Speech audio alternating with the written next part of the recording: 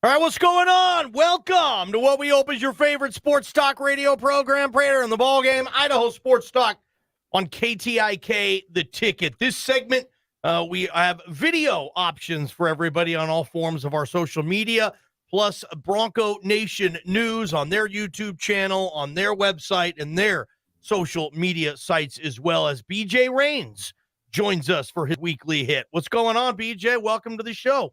Not much, guys. Happy Friday. Appreciate you having me on. Absolutely. Probably not going to be the most exciting draft next week for Boise State fans. Although BJ Khalil Shakir, one of the more popular players I can remember in covering this program. But next year, BJ, a lot of people are forecasting this probably going to be more than one player selected. I'm going to start you off with a big question mark and get your opinion on this sucker. Can Hank Bachmeier play his way into a draftable quarterback in 2023? Yes, I actually had this conversation with Bob, and I think that if Hank Bachmeier goes out there and has a big year, I certainly think so. Now, you have to say, is he better than Brett Rippon? I mean, is he going to go into the draft with a better stock than Brett Rippon? I mean, Brett Rippon couldn't even get drafted. So I think it's a long shot, but I think if he had a monster year and stayed healthy and played all 12 games and put up big numbers and was in the conversation for Conference Player of the Year and Boise State was top 25, I mean, I see a scenario. But again, Brett Rippon couldn't even get drafted, and I'm not sure Hank Bachmeier is there yet. Other players, when I say, okay, who will be drafted next year from this roster? BJ Rains, Bronco Nation News, who's the first name to pop into your head? Well, I actually put the over-under on how many guys I think get drafted at 2.5 for next year. I've got 2.5 in terms of draftable players. I think J.L. Skinner gets drafted, and I think Scott Matlock's going to get drafted too, and so that puts it at 2. And the other couple of guys that I think are in the mix are Tyreek Jones and George Halani. I think George Halani could be a late-round pick if, again, stays healthy, plays 12 games, rushes for 1,000 yards. I don't see any reason why George Halani potentially couldn't get drafted. And with his size and his ability, if Tyreek Jones goes out and has a big year and puts, a tape together, I think he could be a draftable player. But I think JL Skinner's first. I think Skinner's somewhere in that 2nd through 4th round range, 3rd or 4th round probably, if he goes out and has a big year, just because he's going to have the production, he's going to have the stats, and he's going to have the physical size too. When you look at what he can do at 6'4" and his size, I mean, he's got that NFL body, and I think he's going to have the stats to back it up this year. So I think JL Skinner is the first guy probably in that 3rd or 4th round. And I'm bullish on Scott Matlock, too. I think if he goes out there and has a huge year, I think there's no reason he couldn't be a 4th, 5th, 6th round pick. BJ Rains, Bronco Nation News. We do it right here on Idaho Sports Talk every Friday, getting you Boise State news. All right, BJ, you and I see a lot of the same things, very similar. We're not even close on the same page here. You and I had this conversation a couple of weeks ago. I do not think Hank Bachmeier is an NFL quarterback. And I did the column on the Idaho Press a couple of weeks ago where I talked about the potential on this roster. It's that weekend after, or that weekday after we talked to Andy Avalos at Pro Day. I put down up to 10 Boise State guys going to the NFL draft. I know that's a high number and it won't get to 10. I think 6 is the record back in 12.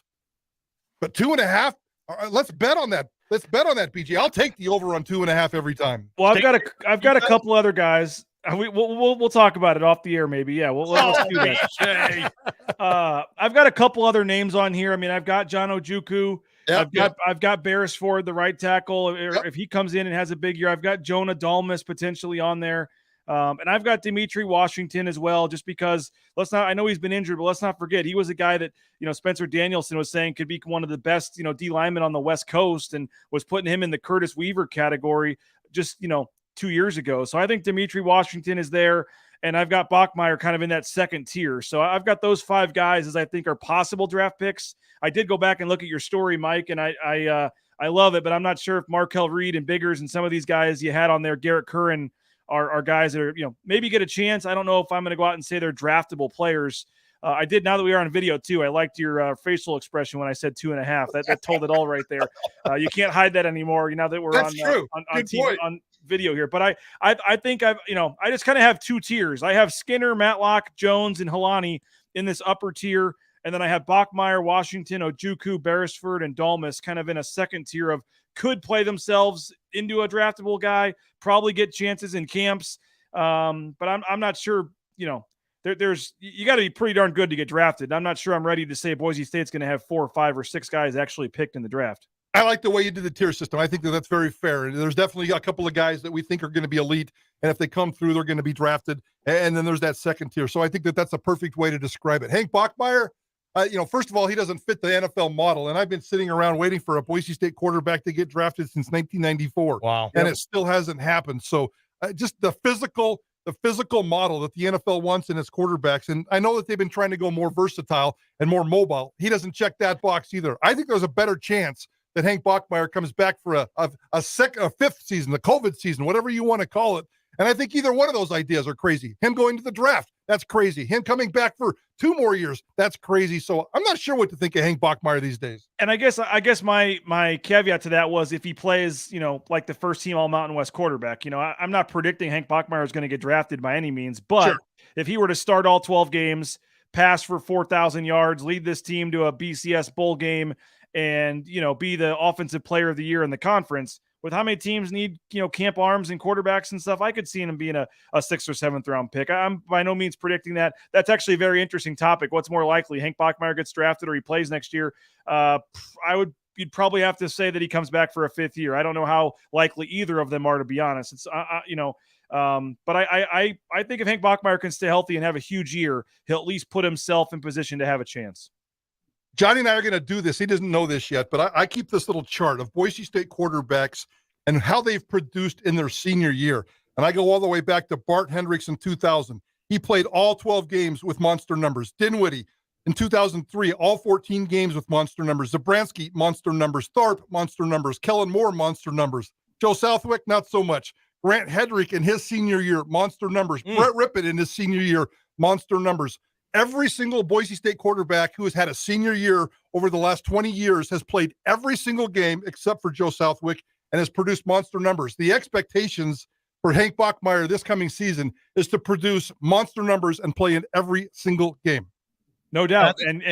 And yet still nobody got drafted, right? Of all those guys you just mentioned, Exactly. They had huge senior years. And I remember your Brett Rippon column, for the Idaho Press a couple years ago when he didn't get drafted. And that surprised a lot of us that it didn't happen. And he's obviously still making a lot of money. But yeah, it's very hard to get drafted. And for whatever reason at the quarterback position, Boise State just hasn't had a lot of good luck with that. And I agree. Again, he'd have to put up huge season. He'd have to put up huge numbers. But again, I just think second year in the same offense, same offensive coordinator, a lot of pieces back around him.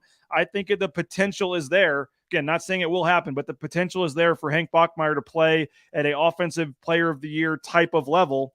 And if that happens, I think come 6th, 7th round, he'll at least be in the mix.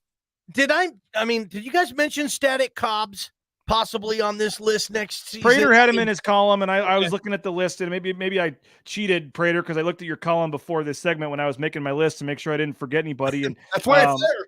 I don't know if he's an interesting guy, and again, if he goes out and scores 8 touchdowns and puts up huge numbers, that's great. But I don't know if he's, is he a 60, 70 catch guy this year? I mean, I guess they need him to be, but I guess the verdict is still out for me on him. I think he's a good player, a solid receiver. But to say he's an NFL receiver 12 months from now, I'm not sure I'm quite ready to go that far. I think that's fair. And I think I put him on that list because of the potential that you're talking about and his speed. I also threw in Tyneil Hopper and Riley Smith. I don't think either one of those or both of those are going to go to the NFL, but I think that they both have NFL potential. And whoever emerges after this year as the dominant tight end, and I think they both have a chance, I think one of those guys, at least one of those guys, is definitely going to get a chance next year.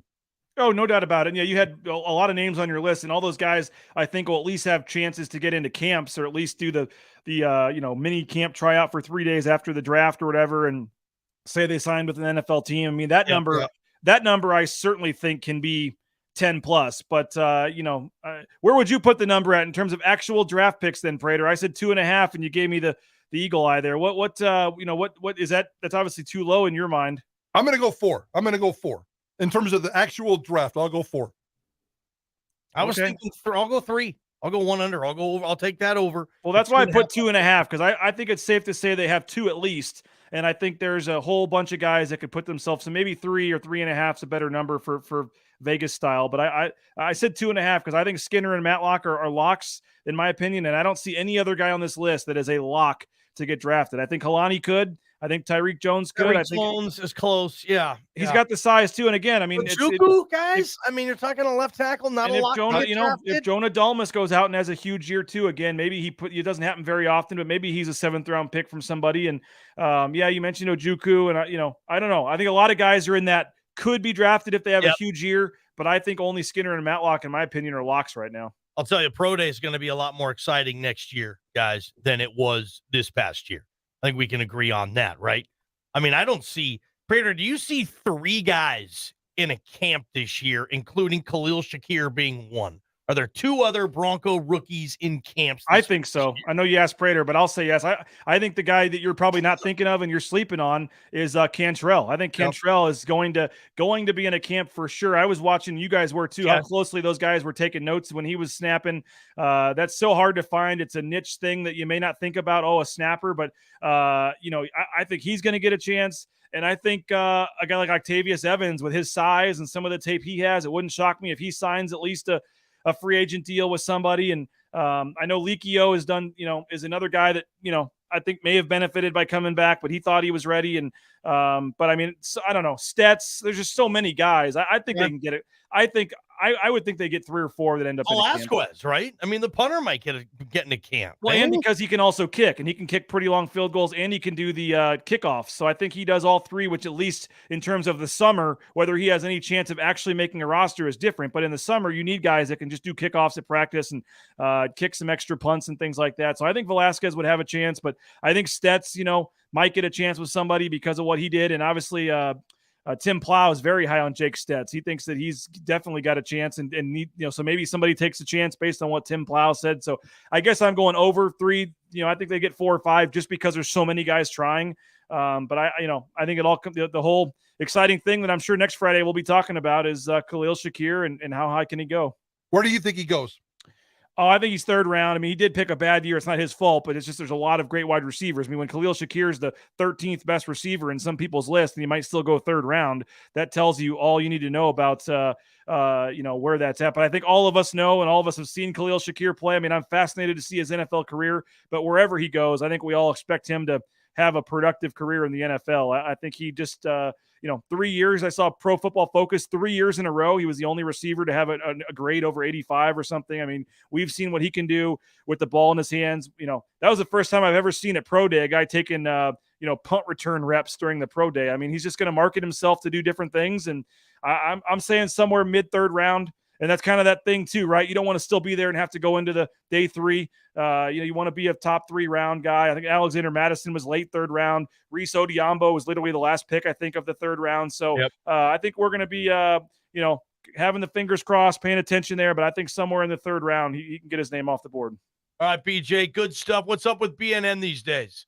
Oh, same stuff, guys. Appreciate it. And you guys have been doing a great job joining with me. We're doing our basketball series, but next week we will talk some football. We're going to have a couple of these guys we mentioned, Octavius Evans, Jake Stets, Habibi Likio, join us to preview their draft chances. And we're just 9 a.m. every day. You guys are on a couple of days a week, and we're having fun. So folks can check us out, BroncoNationNews.com, and all of our social media channels, 9 a.m. every weekday. See you tomorrow. Enjoy your weekend, BJ. Appreciate it, guys. Take care. Good stuff. BJ Rains, Bronco Nation News, our partner there, Prater. We get a chance to talk to BJ every day. I'm sorry, every Friday.